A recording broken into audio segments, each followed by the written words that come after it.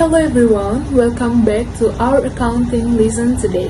I hope you're doing well and ready to learn something very important.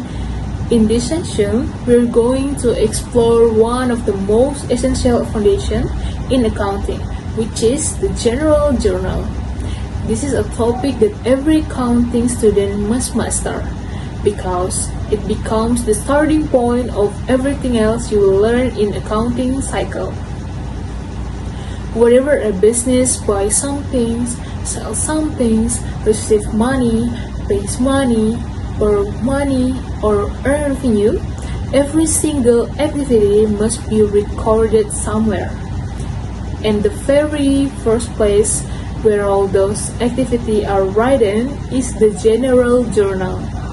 Before we can post information to the ledger, before we can prepare a trial balance, and before we can make financial statement, the information must pass through the general journal. So you can imagine how important this step is. In today's lesson, I will guide you to step by step, slowly and clearly. You don't have to rush.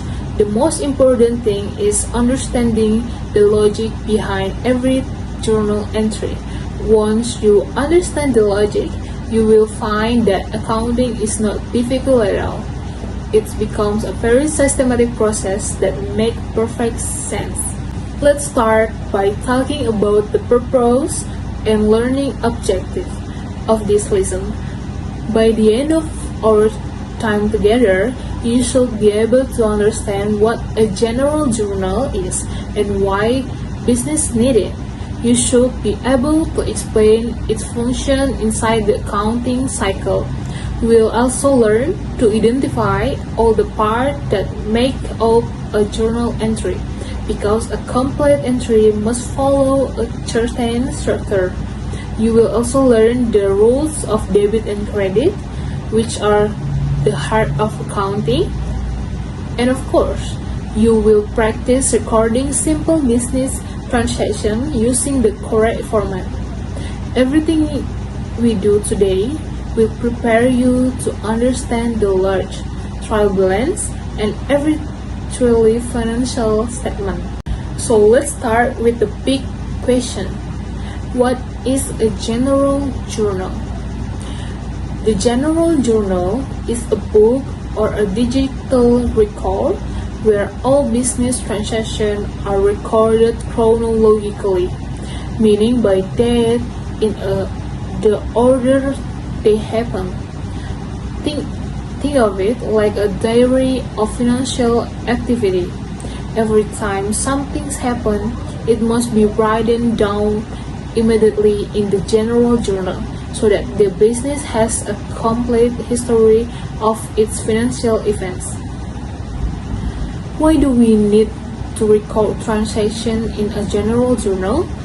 Well, imagine a business that buys supplies today, sells goods tomorrow, pays rent the next day, and collects money from customers a week later. Without a system to record this activity, the business would have no idea how much money it actually has. So, how much is owed or how much it has earned.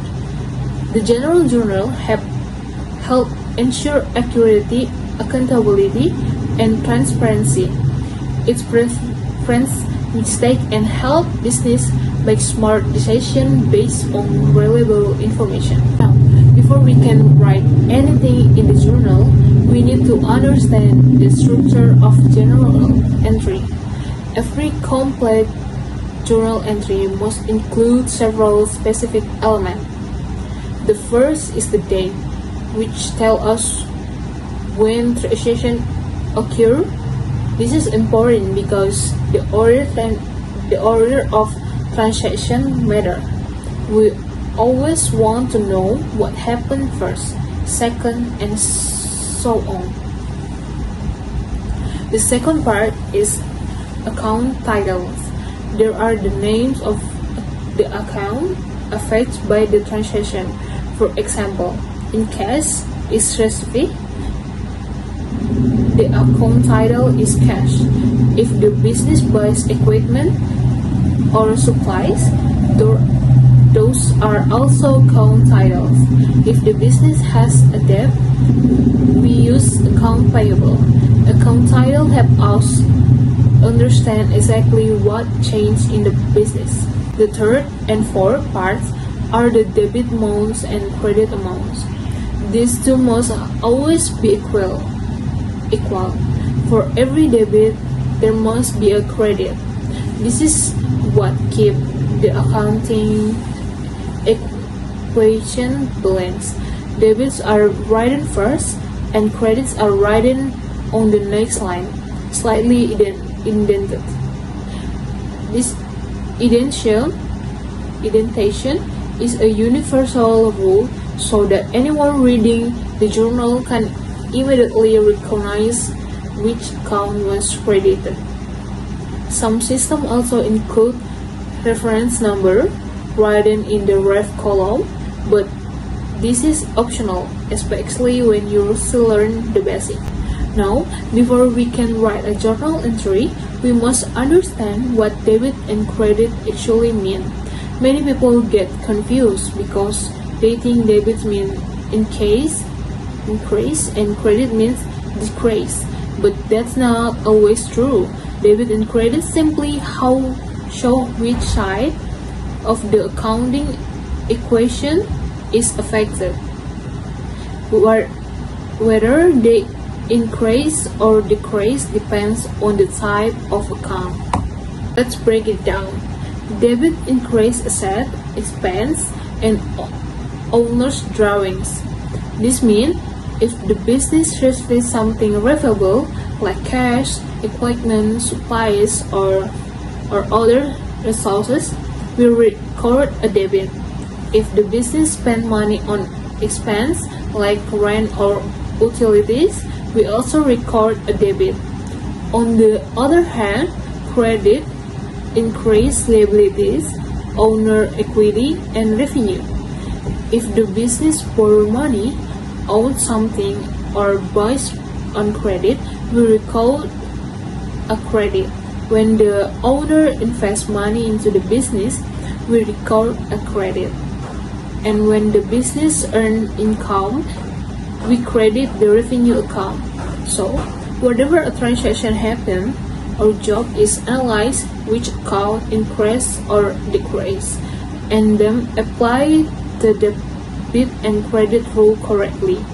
Let's make this easier by using 5-step method time we record a transaction.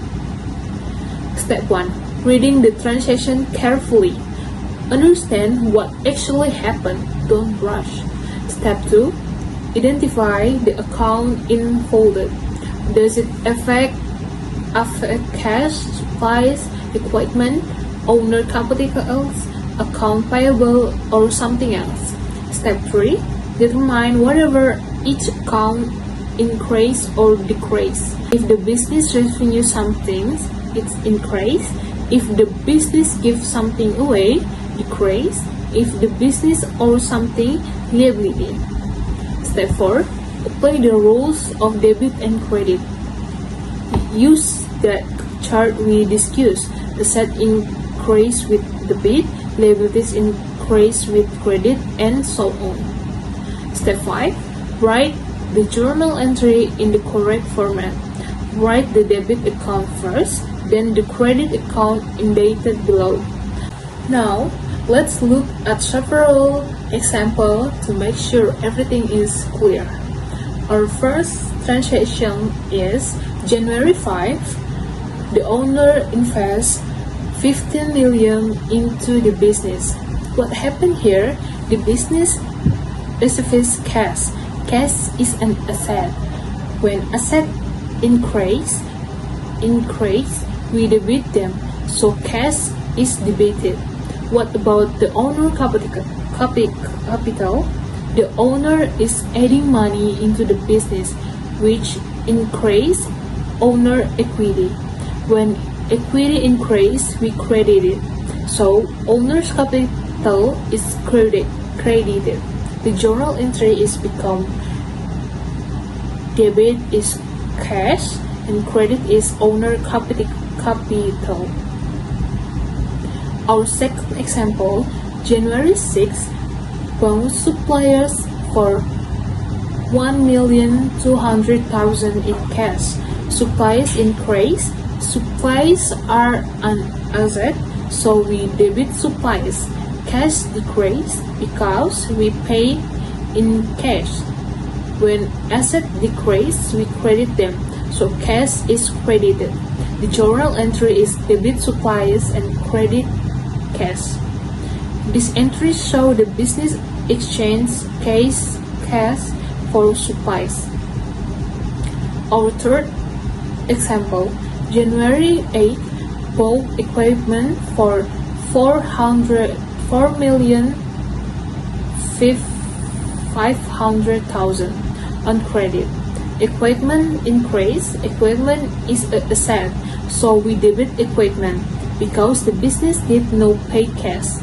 It now owns money. That means account payable increase. Liabilities increase with credit, so account payable is credited. The journal entry is debit equipment and credit account payable. This entry show the business own equipment but must pay later.